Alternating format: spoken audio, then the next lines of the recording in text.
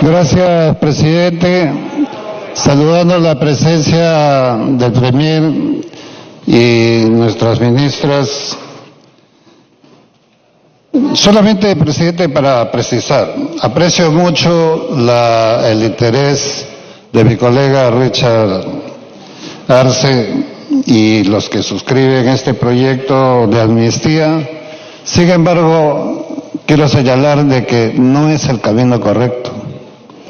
La amnistía, presidente, no es necesaria, ni es necesario que este Congreso se le enfrente, si es que esa es la palabra, que no creo, pero esto tiene una solución totalmente al margen del Congreso, sobre normas que no se necesitan, presidente, implementar, sino simplemente invocar, colega Richard, por su intermedio, presidente, al Código Penal y al artículo 15, que está plenamente referido al tema de las comunidades nativas y campesinas.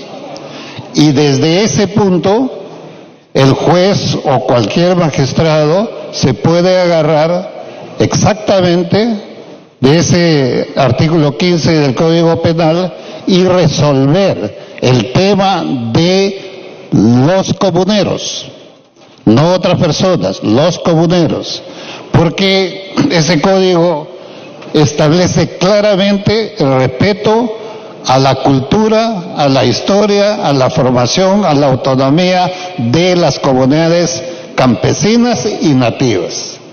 De tal manera, colega Arce y colegas que han suscrito esto, yo entiendo la preocupación de cada uno de ustedes como entiendo la del Ejecutivo, pero no es necesario que intervenga el Congreso para hacer una ley de amnistía que de hecho saldría también una ley débil constitucionalmente, porque no se puede sacar una ley para un grupo y eso no soportaría mucho el análisis.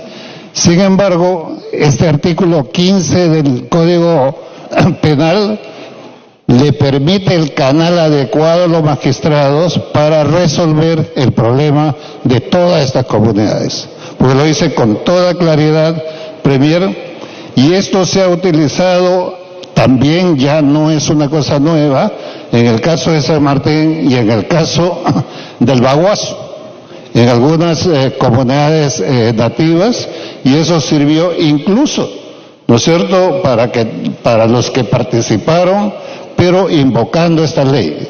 Hubo otro grupo que invocó otro tema que hasta el día de hoy no se llega a resolver, pero en este caso específico mi sugerencia es que no necesariamente tenemos que confrontar acá en el Congreso tiene la voluntad que se resuelva.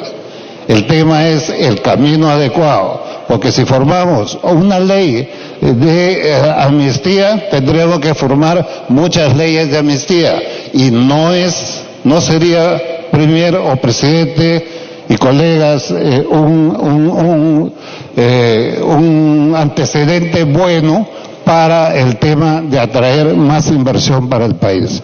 Y tampoco sería una vulneración a nada dentro de nuestro marco jurídico, y también se respetaría la condición de la autonomía de estas comunidades. Gracias, presidente. Gracias, congresista. Tiene la palabra la congresista Melgarejo. Gracias, presidente. Por intermedio suyo, saludar al señor Premier y a las ministras quienes lo acompañan. Presidente, con su venia, quiero concederle, si usted me lo permite, al congresista Mario, me solicita interrupción. Por favor, presidente. Congresista Mantilla, ¿tiene la interrupción? Muchas gracias, congresista Melgarejo. Presidente, solamente para aclarar este punto de la supuesta no injerencia presidencial en el Poder Judicial. Hubo una declaración donde el fiscal reconoce que cuando se dictó la detención preliminar del expresidente Alan García, el Poder Judicial le comunica a él la detención de Alan García. ¿Por qué le comunica? Si no hay ninguna injerencia, ¿por qué le comunica? Y si no hubiera ninguna injerencia, ¿por qué la PCM, que está a cargo del ministro, mantiene bajo vínculo laboral a la esposa del señor José Domingo Pérez? ¿No? Entonces, no seamos ingenuos en pensar que no hay ninguna injerencia. Y más aún, cuando estuvo en Brasil, vino corriendo para proteger a ambos fiscales. Muchas gracias. ¿Puede continuar, congresista? Gracias, presidente. Presidente, quiero trasladar por intermedio suyo al Premier si las incidencias de la anemia se ven en las urbes desarrolladas, como es la capital, Lima. Imagínese usted, señor presidente, para el Premier, cómo están las periferias, los centros poblados, que ahí están los caseríos. Si toda política pública, en su concepto más lato, que todos debemos comprometernos con una verdadera política, tiene como objetivo el bien común, y el bien común está en los centros poblados, en los caseríos, en los asentamientos humanos. Pero pasa porque seguimos tomando agua entubada en esos lugares, donde no hay políticas públicas coherentes. Si hay un ministro que no está ejerciendo la función, así sea un día, cuando hay una política coherente, cuando hay una política de Estado responsable, nadie es indispensable, pero reciclar a profesionales que tengan antecedentes, que estén investigados, no es buen ejemplo, presidente, para trasladarle a usted, señor Premier, con el debido respeto, que usted tiene que hacer ahí los verdaderos cambios, porque una política debe ser responsable. Y entonces va mi llamado, porque este Congreso sí es cooperante y por algo es el primer poder del Estado que restituye y reivindica derechos, y no debe haber injerencias por ningún lado del poder, y menos amenazas, que eso es una falta de respeto. Nosotros traemos el sentimiento puro de esos pueblos olvidados que hasta ahora siguen tomando agua entubada. ¿Y cómo vamos a mitigar la anemia, que es tarea de todos? No creo que nadie se oponga a eso, pero pasa porque no estamos trabajando en desmantelar la burocracia, señor Premier, por intermedio de usted, presidente. Eso pasa en nuestro Ejecutivo, en el otro poder del Estado. Nosotros necesitamos atender a las periferias, a los centros poblados. En Ancash, presidente, los terceros aportantes a través del canon minero, y hasta ahora no hay Tiempo adicional. Necesitamos destrabar que esos proyectos salgan. Están aprobados por este Congreso, pero hasta ahora no se da efectividad. El MEF no hace las transferencias en el tiempo correspondiente, que eso también atrasa, y luego decimos no hay capacidad de gastos. Algunos ministerios también se quejan que hasta ahora no se les hacen las transferencias a varios ministerios, y entonces asumamos una responsabilidad coherente en políticas claras, ejecutables, llevaderas, y que sobre todo los más excluidos sean beneficiados. Para eso estamos en este Congreso, hacer notar la voz del pueblo, y al pueblo se le respeta. Gracias, presidente. Gracias, congresista. Tiene la palabra la congresista letona. Gracias, presidente. Me pide una interrupción la congresista Ramos. Congresista Ramos, ¿tiene la interrupción? Gracias, presidente. Señor Premier, buenas tardes. Señoras ministras, presidente. Toda la tarde, todo el día hemos estado hablando del Plan Estratégico Nacional para prevenir la anemia, en el cual se ha hecho mucha inversión. Mi preocupación es grande. En mi región de Tumbes me encuentro muy preocupada porque también actualmente tenemos un porcentaje de anemia, especialmente en la zona rural marginal. Pero quiero decirles de que ¿por qué hablamos, cómo podemos nosotros subsanar la anemia cuando realmente carecemos de nuestros primeros servicios básicos, que es el agua y el desagüe, el saneamiento del agua y desagüe en toda mi región? Y este problema no solamente es en la región de Tumbes, sino es a nivel nacional. ¿Cómo podemos hablar de anemia si primero necesitamos del agua para poder dar a nuestros niños un alimento de calidad? Segunda interrupción. Segunda interrupción. Señor Premier, ya estamos cansados de fechas. Siempre nos dan fechas. Mis hermanos tumbesinos ya están cansados de fechas. Nos dijeron en noviembre nuestras obras de impacto. Después dijeron en febrero. Después en abril. ¿Qué pasa, señor Premier? Por favor. Tumbes clama desarrollo. Y si nuestro gobierno no pone énfasis en nuestra región, pues estamos próximos al milenio, al bicentenario, donde realmente el Perú comienza desde Tumbes y desde ahí tienen que empezar el desarrollo de nuestra región y la inversión para Tumbes, señor Premier. Gracias. Puede continuar, congresista Letonda. Gracias, presidente. Saludar por su intermedio al Premier y a las ministras que nos acompañan el día de hoy.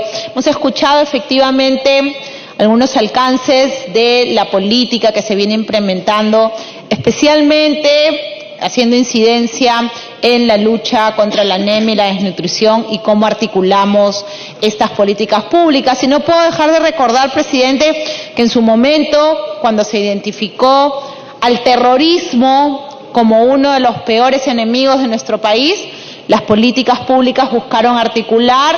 Hubo pues una decisión política por luchar en forma articulada contra este flagelo. Igual cuando tuvimos los problemas de narcotráfico, se creó la figura de un SAR, luego pasamos a la minería informal con un alto comisionado contra la minería informal y después pasamos al mal endémico de nuestro país, la corrupción, y hubo una zarina anticorrupción, pero finalmente hoy creo que en este Congreso hemos podido identificar que el peor enemigo de nuestro país en este momento es la anemia y la desnutrición. Le quita el futuro a nuestros niños. La pirámide demográfica en nuestro país nos hace ver que efectivamente la inversión en la infancia es la mejor política de Estado que debemos tener en el país.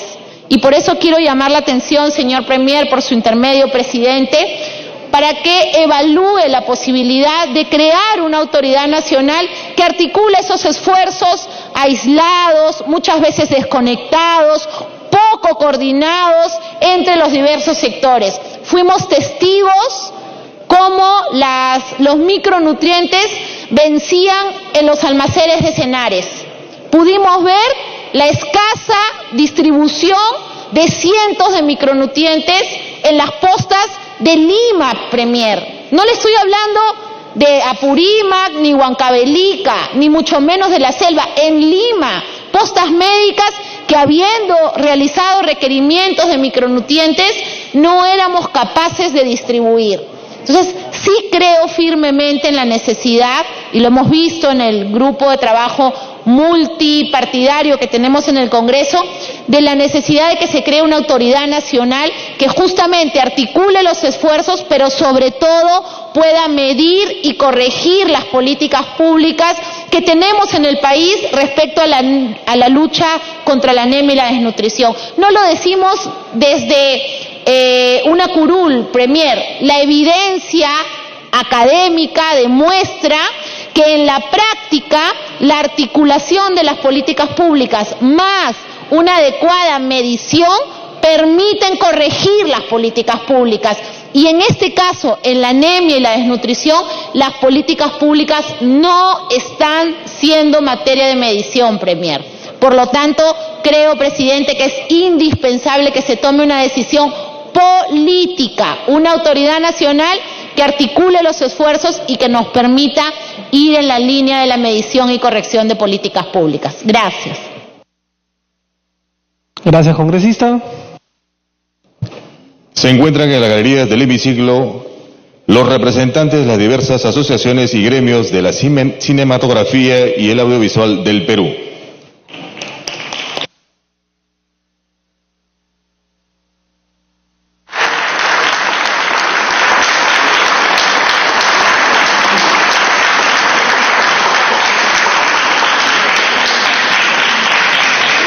Señores congresistas, ha concluido este largo pero interesante debate. Vamos a cederle el uso de la palabra al presidente del Consejo de Ministros para que exprese sus comentarios respecto a la participación de los congresistas. Tiene la palabra, señor Premier. Muchas gracias, señor presidente.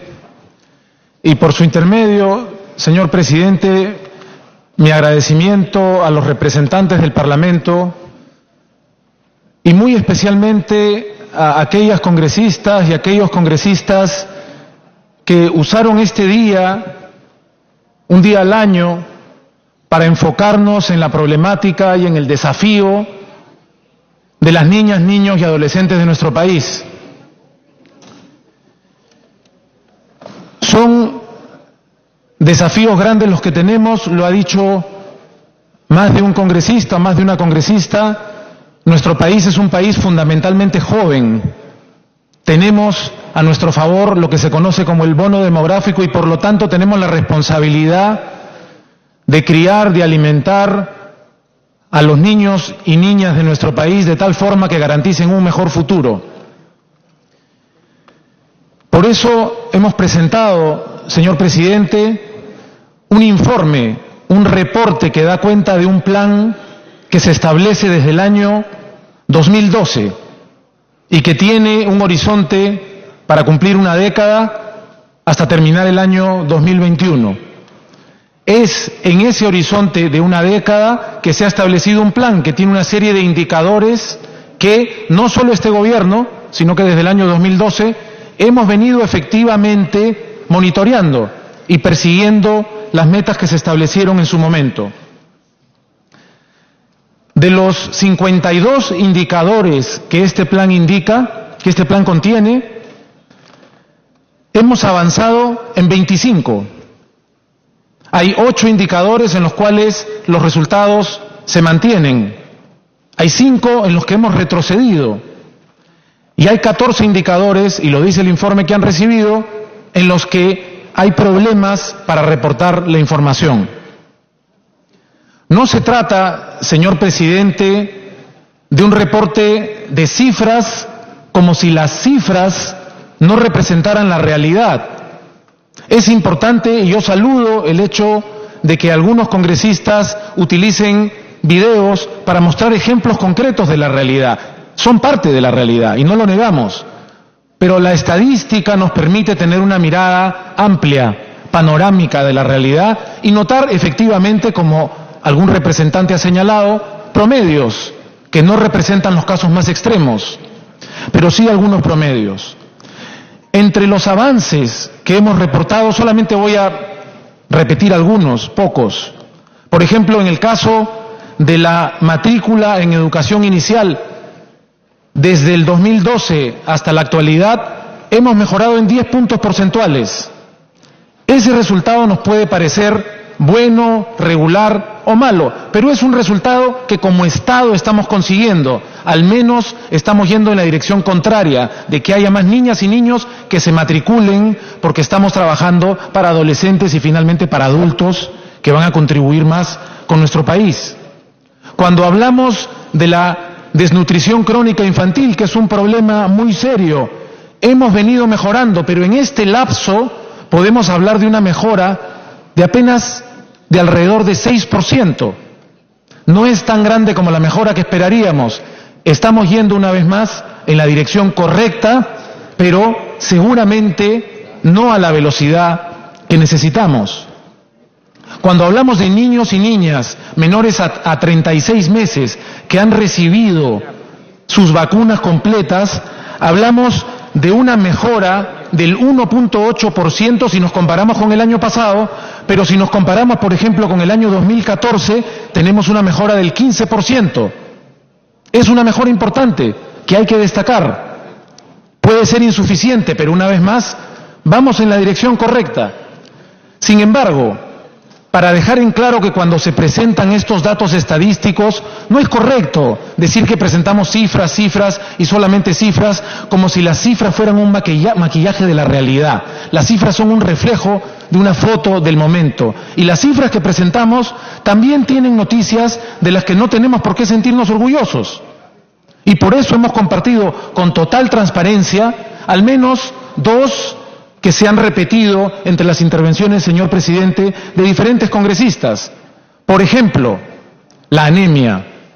La anemia sigue siendo y tiene que seguir siendo una preocupación fundamental del Estado, del país y por supuesto también del gobierno.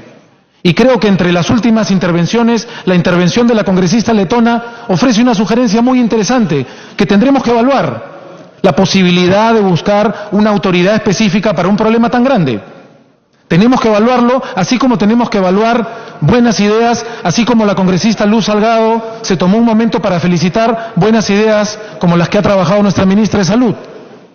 Pero no solamente estamos preocupados con la anemia, sino también estamos preocupados con otra meseta en la que no hemos conseguido en todos estos años mejorar como Estado. Y en este gobierno, a pesar de nuestros esfuerzos y alguna leve mejoría, hemos pasado de 13.4, me parece que a 12.6, pero seguimos, cuando vemos la continuidad de los últimos años, sin una variación significativa, los embarazos adolescentes. Tenemos entonces avances, algunos importantes, algunos no tan grandes, tenemos algunos retrocesos y tenemos estancamientos que tienen que llamar a la preocupación que ustedes, congresistas, a través de la presidencia, han sabido reflejar. El congresista Vergara, por ejemplo, señaló, y ha habido algún eco a su intervención en otros representantes, que uno de nuestros principales enemigos es hoy la anemia. Y creo que varias intervenciones lo han dejado claro. Quiero, sin embargo, aprovechar estas palabras finales, ya que a las preguntas concretas responderemos por escrito, para señalar que con lo importante que es ese enemigo, no es el único enemigo que enfrentamos cuando ponemos la mirada en nuestras niñas, niños y adolescentes. También la violencia familiar, la violencia contra las mujeres que termina en feminicidios, que termina dejando niñas y niños sin madre, también es un enemigo contra el que este gobierno en particular está haciendo esfuerzos significativos por nuestros niños, niñas y adolescentes y por las propias mujeres. El centralismo que también se ha mencionado y que hace que en zonas rurales, que en zonas altoandinas, y se ha mencionado específicamente, lo ha dicho el congresista de Belaunde, lo ha dicho la congresista Pariona, lo ha dicho también el congresista Rosas, han nombrado ejemplos específicos de lo que ocurre en zonas amazónicas, donde la lejanía del Estado es un enemigo también importante de nuestras niñas, niños y adolescentes.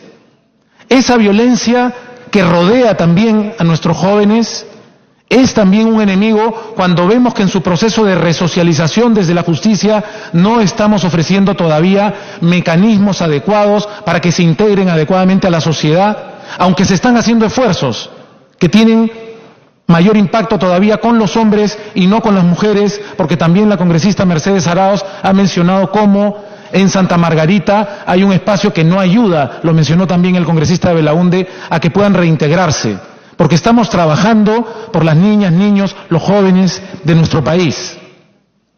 Pero también, y es un enemigo de la misma importancia, y por eso puse énfasis en que se trata de uno de los indicadores que nos tiene que preocupar, también el embarazo adolescente es un enemigo de las niñas y de las adolescentes, porque por falta de información, la vida que ellas podrían haber soñado toma un curso completamente diferente. Muchas veces no pueden terminar el colegio, muchas veces por no terminar el colegio, muchas veces son además abandonadas por también, muy probablemente, a veces un adolescente, otras veces no se trata de un adolescente, sino de alguien de la propia familia o del propio entorno, y se trata de un embarazo fruto de una violación. Muchas veces la vida que podrían haber tenido, la mitad del futuro de nuestro país, que son las niñas, cambia por falta de información. Por falta de información que tiene un nombre preciso: educación sexual integral. Una educación que no es consecuencia de ningún tipo de ideología en particular. Una educación que tiene que ser una política pública específicamente para garantizar un mejor futuro para nuestras niñas. Y todos juntos, así como lo hemos demostrado en el Parlamento el día de hoy, tenemos el poder de cambiarlo. Y una manera de cambiarlo es exigirnos al Ejecutivo que trabajemos mejor. Es absolutamente legítimo y válido. Y otra manera, por supuesto, es proponer sugerencias, proponer consejos, trabajar más de cerca con este grupo de trabajo, estar presentes, como dijo el congresista del Castillo más temprano, estar presentes.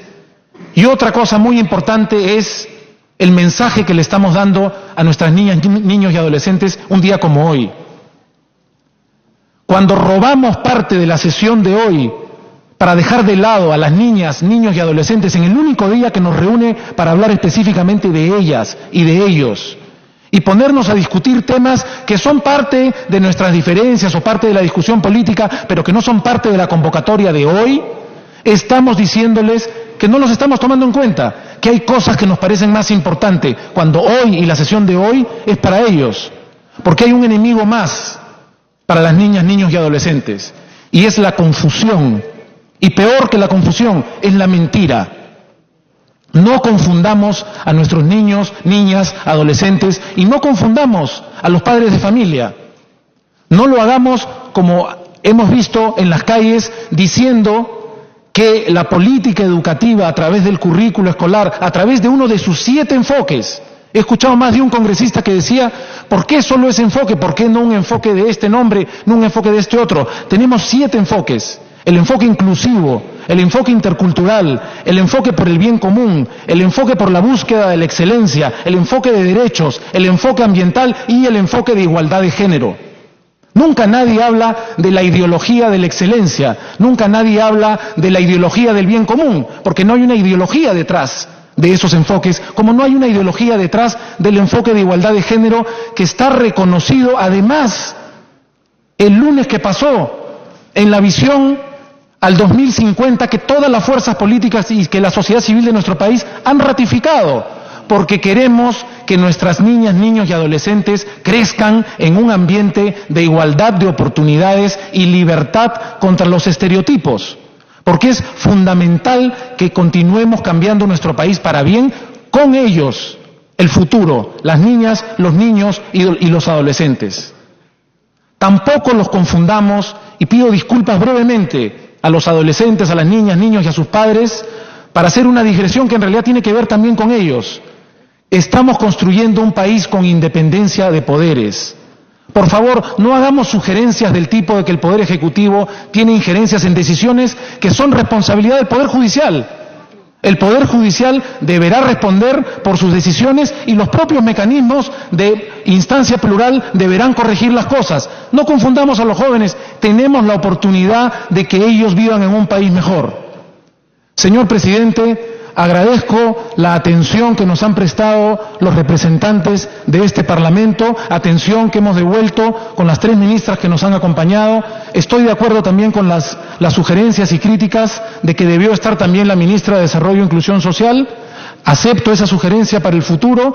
Reconozco nomás el hecho de que la obligación es de que venga el Premier y quien represente al ente rector, que es la ministra de la Mujer y Poblaciones Vulnerables, y ratifico la invitación, señor Presidente, a que le demos a nuestras niñas, niños y adolescentes un Perú mejor que está en nuestras manos construir.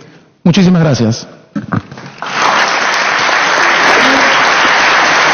La Presidencia y la Mesa Directiva agradecen las exposiciones del señor Presidente del Consejo de Ministros y de las señoras Ministras de Estado, y los invitan a abandonar la sala de sesiones en el momento que lo consideren conveniente. Se suspende brevemente la sesión.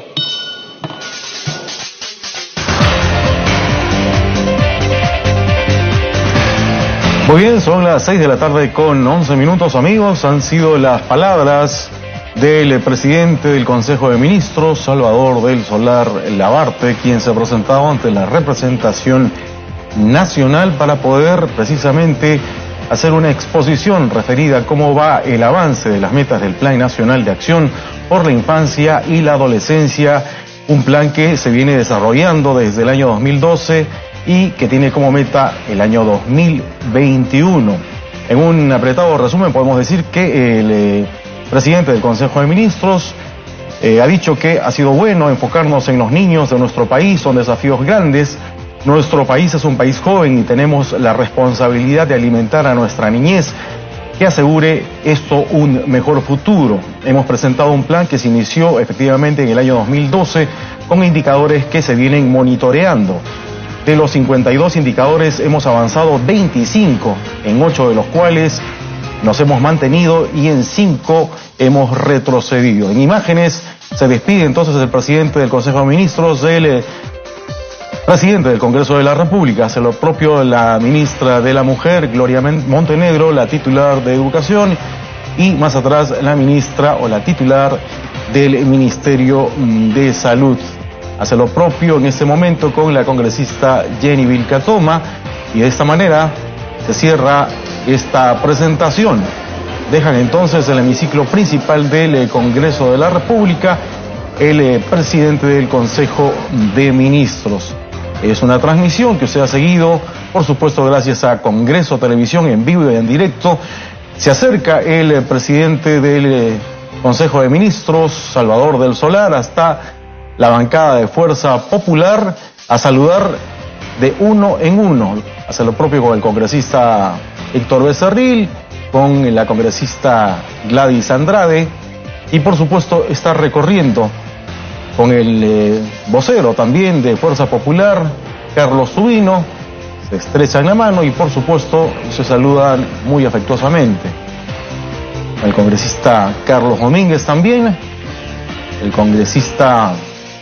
Se reanuda la sesión. También Miyashiro, y se va a reanudar la sesión. Son las 6 de la tarde con 13 minutos. Escuchemos, esto es Congreso Televisión.